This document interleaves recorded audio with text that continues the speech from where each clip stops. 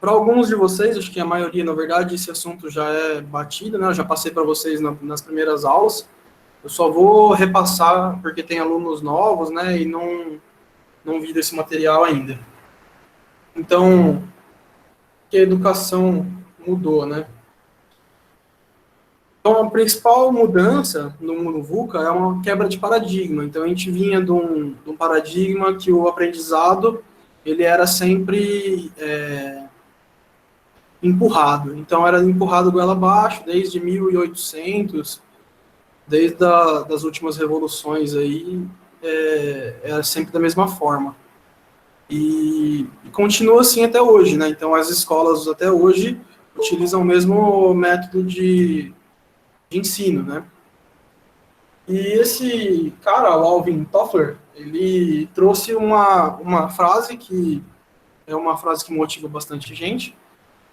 Ele fala assim, que os analfabetos do século XXI não são os que não conseguem ler e escrever, mas os que não conseguem aprender, desaprender e reaprender. Então, o que é isso, pessoal? No século XXI, a gente costuma falar para os alunos que vocês têm que aprender a aprender. Ou seja, nem tudo que o professor fala para vocês tem que ser levado ao pé da letra. Vocês podem tirar as próprias conclusões de vocês. Então, o aprendizado no mundo atual funciona mais ou menos como um mestrado, como um doutorado. Então, as linhas acadêmicas de mestrado e doutorado já seguem essa forma de aprendizado há mais tempo, que é um aprendizado que normalmente o aluno estuda antes e ele vai na aula para tirar dúvidas e debater sobre aquilo que ele estudou, certo? E então é isso que o Alvin trouxe para a gente. Então ele fala que o analfabeto não é mais a pessoa que não sabe ler e escrever, é a pessoa que não consegue, não sabe aprender, desaprender e reaprender as coisas.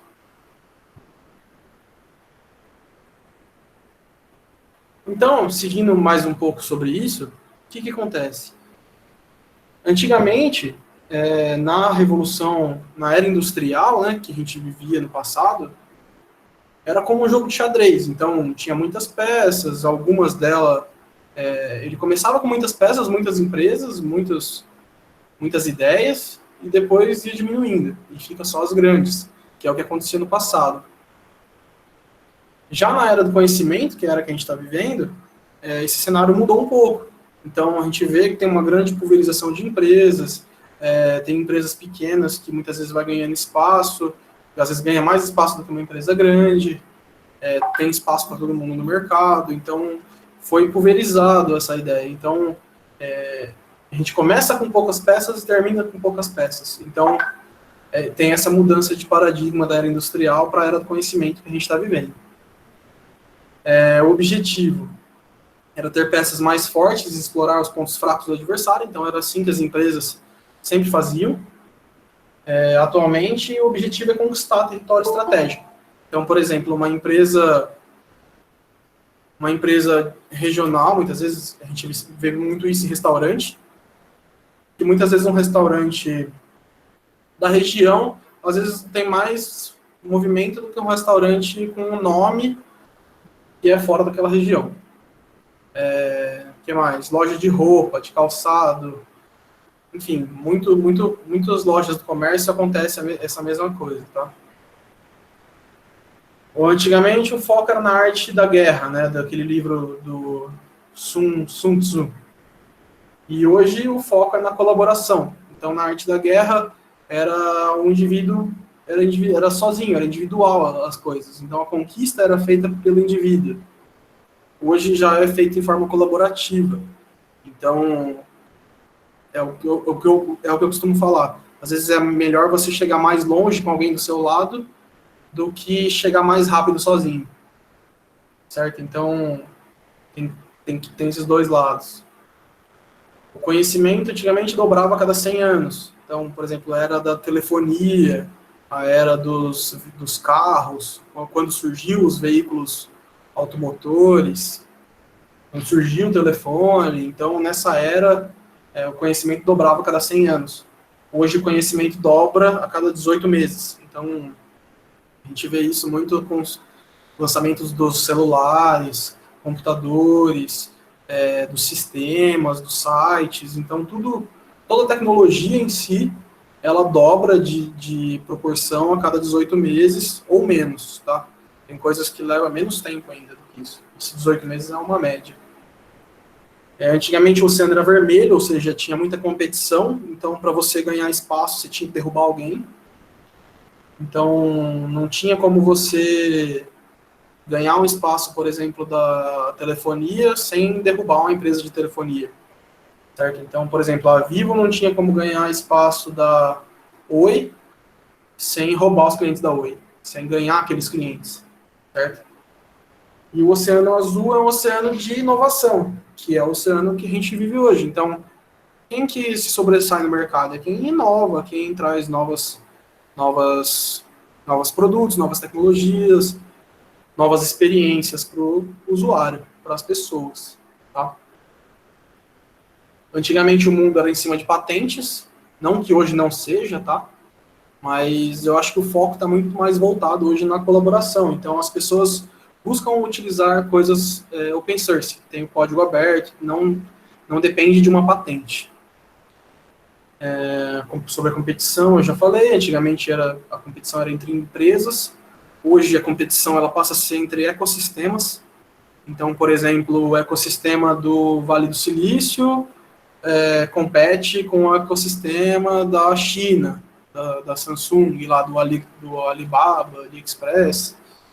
Então, são entre ecossistemas de inovação a competição, não é mais entre empresas.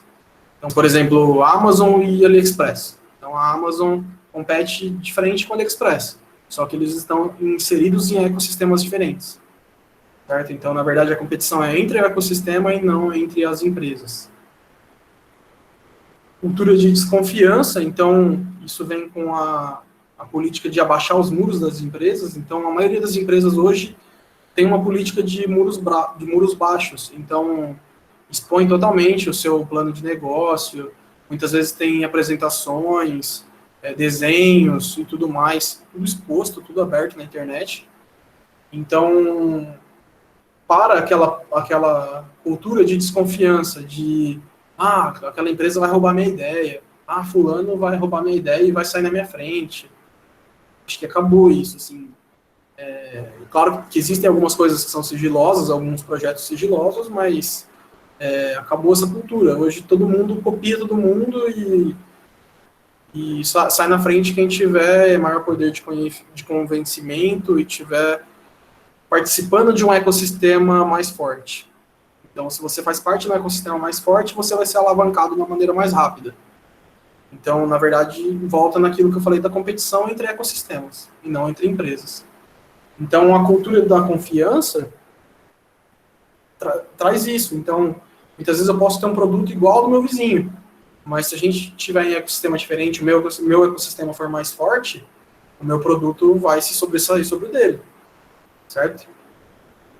Então, a cultura de confiança vem da ideia de compartilhar o conhecimento e criar coisas novas, mais legais e mais rápido. Certo? E, além disso, tem a cultura do método de ensino que eu estava falando para vocês. Então, antigamente o método era empurrado, né? Então, tinha uma grade curricular, que igual hoje vocês têm na faculdade, e vocês tinham que seguir aquela grade para ter um ensino padrão, né? Um ensino regular. No método puxado, que a gente está tentando transformar isso, como que funciona? O professor ele propõe um problema, algum tema, e a partir desse tema, o aluno vai desenvolver as habilidades. Então, a gente chama isso de método puxado, porque o aluno, o professor funciona como um tutor, como um mentor do aluno, e guia o caminho dele para aquele conhecimento, e não empurra goela abaixo um conhecimento para o aluno, certo?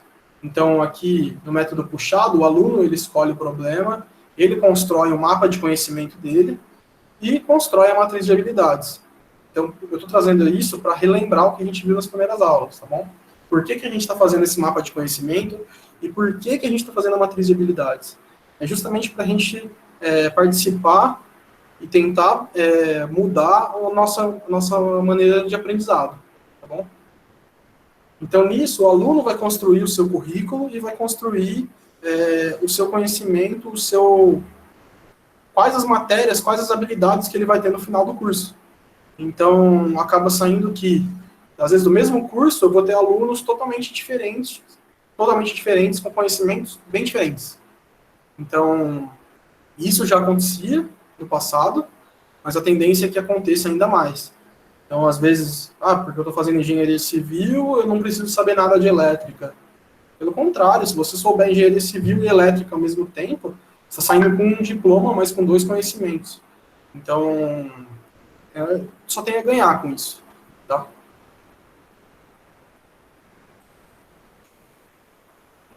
Então, no modelo empurrado, os docentes empurram, eles definem o conteúdo das áreas de conhecimento a serem ensinadas e os alunos empurram aos alunos através de vários estágios de ensino, ou seja, passar matéria, trabalho, prova e etc. Do jeito que a gente está acostumado, a gente sempre fez durante a nossa vida escolar. E o modelo puxado, os alunos definem os conteúdos que eles gostariam de aprender, dentro de uma gama de assuntos disponibilizados para eles. Então, por exemplo, na nossa matéria, eu disponibilizei para vocês o assunto, que seria o painel solar e o desenvolvimento de algo sustentável que seja usado para a comunidade e que a gente possa aplicar dentro da faculdade. E vocês vão definir qual que é o produto, o que vocês precisam aprender para desenvolver esse projeto. E então os alunos, a gente vai construir junto, os alunos e os docentes constroem junto os estágios de aprendizado.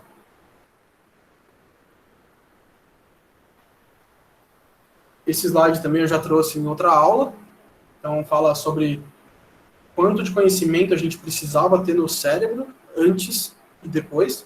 Então, em 1986, cerca de 75% do conhecimento precisava estar na cabeça.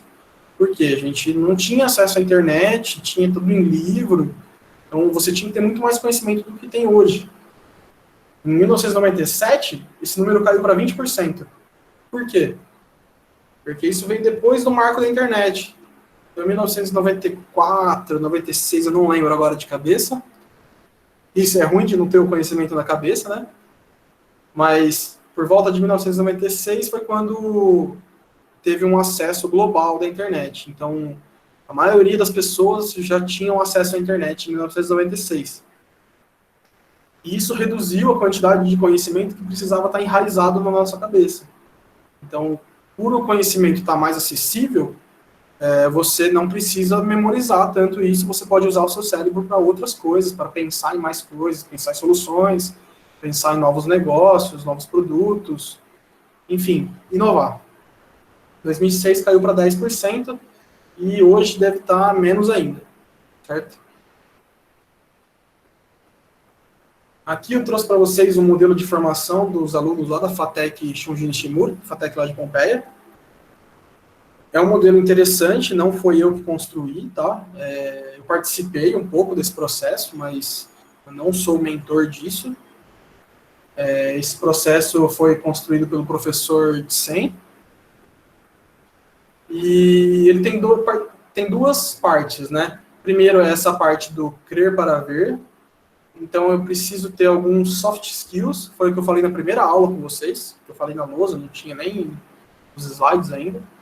Então eu falei sobre esses soft skills, que são competências que a gente precisa desenvolver não só para o curso, não só para a nossa carreira profissional, mas para a nossa carreira pessoal também. Então dentro de casa, eu preciso praticar essas competências para me tornar uma pessoa melhor. Então, para tornar uma pessoa e um profissional melhor, certo? O caráter, isso daqui já são coisas que a gente já tem isso, então é difícil de desenvolver, mas é o que a gente tenta construir no mundo, tenta passar para os nossos filhos, para os nossos amigos, parentes, que são o quê? Nossos valores, o que é certo, o que é errado, o sentido da vida, ou seja, o que eu quero para a minha vida, qual que é o meu propósito, e a cultura, como que eu vou desenvolver isso, tá? Então, tem esses dois eixos azuis aqui, que um é as competências, soft skills, e o outro é o caráter. Isso vai construir a minha pessoa, certo? Como que eu sou na minha vida pessoal e profissional. E os conhecimentos, que são os hard skills, são os conhecimentos duros que a gente vai aprender. E isso é dentro da faculdade, dentro da nossa carreira, da nossa vida escolar, tá? Que é o ver para crer. E aí entram outros eixos aqui, que é o eixo de gestão, de níveis, áreas e tipos. Então, primeiro seriam as áreas aqui, né? Então, quais as áreas, quais as matérias que eu vou aprender. Então, física, inglês, química, matemática, tudo que vocês vão ter na faculdade, tá? Então, são os conhecimentos que eu devo adquirir dentro de um semestre, dentro de um ano. Então, são os conhecimentos. Os tipos de conhecimentos, então, o que eu preciso fazer? Então, aqui entra o mapa de conhecimento. Então, por exemplo, sobre física, o que eu preciso aprender sobre física? Sobre inglês, o que eu preciso aprender sobre inglês? Quais as matérias? O que exatamente eu preciso aprender? Então, isso são os tipos. É onde eu vou aprender a classificar, correlacionar e trazer uma relação causa-efeito de cada matéria dentro de um conhecimento desse. Perdão, de cada conhecimento dentro da matéria. Então, por exemplo, dentro de física, quais os conhecimentos que eu preciso correlacionar e aprender. Certo? E a parte de gestão, que seria a parte operacional, tática e estratégica. Então, operacional seria a parte de Scrum, depois eu vou passar para vocês. O tático é o MVP, que eu já passei. E o estratégico seria uma parte de transformação digital. Tá? Não vou entrar em detalhes nisso. E os níveis, que é aquela régua de conhecimento que eu passei para vocês. Então, eu ouvi falar, eu entendi, sei fazer com apoio, sei fazer com autonomia, sei ensinar, sei criar. Tá? Então, é como que eu avalio os conhecimentos que eu listei, certo? Depois eu vou compartilhar esse slide lá com vocês, lá no Moodle, tá bom? Então, quais são os temas que a gente vai trabalhar na nossa matéria? É o tema de inovação e tecnologia dentro desse mundo VUCA que a gente está vivendo. É um mundo de grande volatilidade, incerteza, a gente não sabe o que vai ser amanhã, pode vir uma pandemia igual veio, pode vir, tem empresas que deixam de fornecer serviços, enfim, a gente não tem certeza de mais nada do que pode acontecer no próximo ano, no próximo semestre, então é tudo muito volátil, tá? A mudança de paradigma na aprendizagem, então é isso que eu passei para vocês hoje, passei nas aulas anteriores também. Nosso projeto vai trabalhar sobre energias renováveis e sustentáveis. Qual que é o impacto da energia em comunidades carentes, então da energia elétrica, no caso. Então, como que isso pode contribuir não só com o campus, mas com a sociedade, tá? Aqui vem a parte que eu falei para vocês, que a nossa matéria vai ser uma das pioneiras para transformar nosso campus num Smart Campus, tá? E eu vou passar para vocês também uma parte de gestão ágil de projetos. Então, além de desenvolver o projeto, a gente vai aprender a gerenciar ele, tá bom? Então, a aula de hoje eu vim para falar sobre a gestão e sobre um método de gestão que é mais utilizado assim, em empresas de software, mas nada impede de utilizar esse método de gestão para qualquer fim, tá? Que é o Scrum. Eu trouxe duas imagens, tá, do Scrum, é a mesma coisa, só que explicando de formas diferentes, mas é a mesma metodologia, tá bom? É uma metodologia ágil e envolve alguns papéis, tá? Então, papel é o que aquela pessoa, o que ela faz dentro da equipe, dentro de um projeto, tá? Então, isso é uma das coisas que vocês precisariam definir no projeto, no grupo de vocês. Eu sei que o grupo é pequeno, são apenas 3 pessoas, basicamente vai ter uma para cada papel, mas nada impede de uma pessoa receber 2 papéis, tá? Então, os papéis principais que a gente tem dentro da metodologia do Scrum são o Product Owner, que é a pessoa que tem maior domínio dentro daquele assunto. Então, a pessoa que estipula quais são os requisitos do projeto, tem maior domínio do cenário que o projeto vai ser desenvolvido, tá? Além do Product Owner, tem o Scrum Master, que é a pessoa que faz a ponte entre o Product Owner e a equipe que vai desenvolver o projeto. Então, o Scrum Master é como se fosse um cara que está na ponta de um barco viking tocando o tambor, tá? É o cara que vai ditar o ritmo do projeto, tá bom? E vai também, tem outros papéis para o Scrum Master também. É um dos papéis mais importantes aí dentro do Scrum, tá? E, de uma forma simplificada, são esses dois papéis principais, e depois disso a equipe de desenvolvimento, tá? Então, no projeto de vocês, como são apenas 3 pessoas, tem alguns grupos com 4, mas teria que definir o papel de quem que é o PO, que a gente chama, que é o Product Owner, quem que é o Scrum Master, o SM, e quem são os desenvolvedores. Nada impede de um Product Owner ser um desenvolvedor também, e de um Scrum Master ser um desenvolvedor também. Como o projeto tem apenas 3 pessoas, eu acredito que os 3 vão ser desenvolvedores, e vocês vão ter que definir 2 pessoas, ou pode ser a mesma, para ser o PO e o Scrum Master, ou um ser o PO e o outro ser o Scrum Master. Tá? Isso não determina, por exemplo, que o PO não vai pôr a mão na massa do desenvolvimento do projeto. Tá bom? Só determina que é o PO que vai analisar depois e vai garantir a qualidade dessa entrega. Então, se aquilo que foi entregue pela equipe de desenvolvimento está atendendo os requisitos do cliente. Então, o PO, ele dentro do processo, é ele que traz o conhecimento do cliente. Então, ele faz a ponte com o cliente. Então, ele traz os requisitos, certo?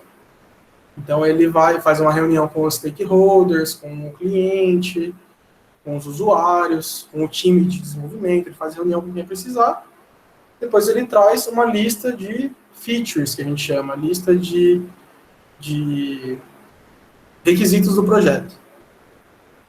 E a gente vai chamar de Product Backlog, certo? Então, esse Product Backlog é tudo aquilo que é desejável que entre no projeto. No entanto, o processo do Scrum, ele é um processo cíclico. Então, lembra quando a gente faz o MVP e determina as ondas? A gente fala em sprints? Essa palavra sprint já vem do Scrum. Então, o Scrum ele é dividido em sprints, que levam de uma a 4 semanas cada sprint. Tá? Então, aí você vai determinar quais atividades entrariam para cada sprint, ou quantas ondas do seu MVP, enfim. Uma coisa não substitui a outra, tá? Então, o processo do Scrum não substitui o desenho do seu MVP. O seu MVP foi feito para detalhar melhor uma ideia. Mas aquelas tarefas que ficaram nas ondas, elas podem ser detalhadas e quebradas em atividades menores dentro do meu Scrum. Tá? Então, feito o Product Backlog, provavelmente vocês já vão ter isso fazendo MVP. E com esse Product Backlog, vocês vão desenvolver os sprints. Então, o Sprint Backlog é tudo aquilo que vai ser desenvolvido naquele sprint. Então, por exemplo, a funcionalidade 1, 2 e 3, eu vou desenvolver a 1 no Sprint 1, a 2 no Sprint 2 e a 3 no Sprint 3. A atividade 1, ela tem 10 tarefas lá dentro. Então, eu vou quebrar essas 10 tarefas, vou falar quem vai fazer o quê, e até quando que a pessoa vai fazer aquilo. Então, geralmente, a gente já faz um cronograma aqui. Então, por exemplo, se o sprint vai levar 1 semana, eu vou estipular os prazos de cada atividade. Então, se dentro da minha funcionalidade 1, eu tenho 10 atividades, eu vou colocar a data para as 10 atividades. E quem vai fazer, quem vai ficar responsável. Tá? Então, esse é o Sprint Backlog, que é o que vai ser feito nessa semana do sprint, que pode levar de 1 a 4 semanas. Tá? E quem faz esse sprint acontecer é o Scrum Master. Então, o Product Owner muitas vezes não participa desse planejamento do sprint. O sprint ele é planejado entre o Scrum Master e a equipe de desenvolvimento. Deixa eu ver só. Uma organização detalhada do projeto. Exatamente. É como se você fosse estruturar realmente o projeto, quais as datas, quem vai fazer o quê. É um processo mais detalhado um pouquinho. E para isso tem algumas ferramentas, dá para usar o Trello, dá para usar... Geralmente a gente utiliza alguma ferramenta de Kanban, tá? Tem o Trello, tem o Redmine, tem o... Dentro da própria Microsoft tem o Planner, se eu não me engano.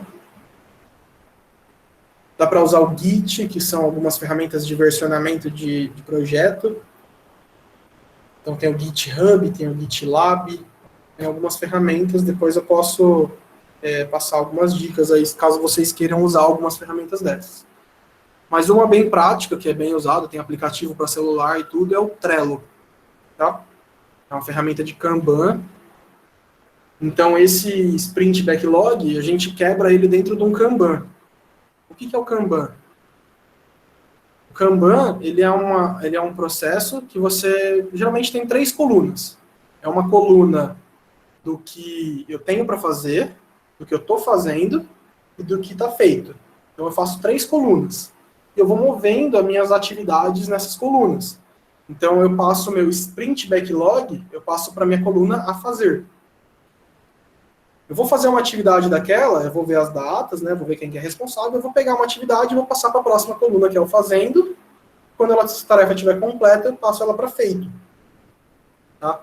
Isso não impede de eu ter outras colunas. Por exemplo, uma coluna de validação, uma coluna de bugs, né, de problemas. Isso não impede de eu ter outras colunas, mas eu preciso de pelo menos essas 3 colunas, que é o a fazer, fazendo e feito. Tá bom? Dentro do sprint, que está aqui na tela, vocês observem que é um ciclo, tá? Então, eu vou fazendo vários sprints. Então, geralmente, no final de uma sprint, eu tenho uma release do meu projeto. Ou seja, eu tenho uma versão do meu projeto para mostrar para o meu cliente.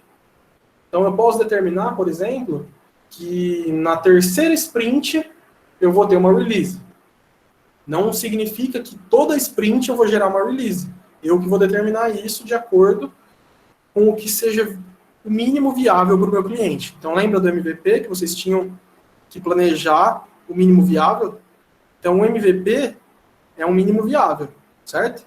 Então, cada MVP que você faz é um release do seu produto, certo? Dentro do sprint, tem uma outra setinha aqui, um pouquinho menor aqui no canto. Então, pessoal, essa setinha aqui, esse ciclo pequenininho que tem aqui, ao meu ver, ao meu ponto de vista, é o mais importante do Scrum. É uma reunião diária, é chamada de Daily Scrum. Tá? A reunião diária, ela é importante para quê?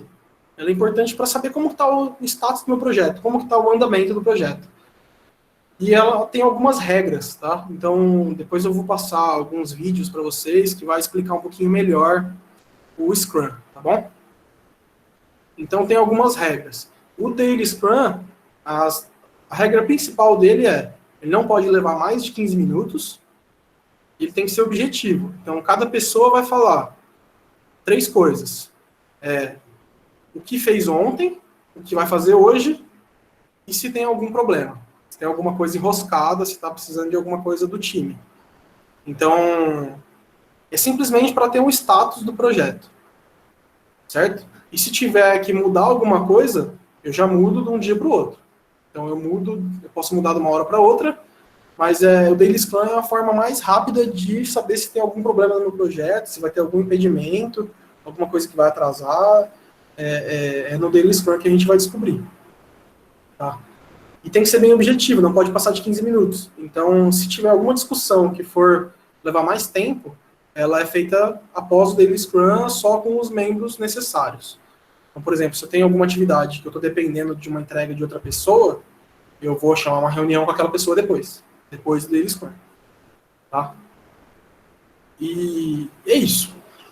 Então, feito um sprint, eu vou gerar a release, eu tenho o sprint review, então todo final de sprint tem um sprint review, ou seja, o que deu certo, o que deu errado, o que precisa melhorar, se eu preciso mudar a equipe, e o Scrum Master que faz essa gestão. Ele que chama o Daily Scrum, ele que faz a gestão da equipe, no caso. Certo? E terminado, depois de entregar uma release, eu vou fazer uma retrospectiva se aquela versão foi atendida, se tem alguma coisa para melhorar, enfim. Fazer uma retrospectiva de como foi o processo dos sprints até a release. Certo? Abraço, pessoal, boa semana e fico à disposição de vocês aí para qualquer dúvida, para qualquer coisa relacionada à matéria, tá bom? Até mais.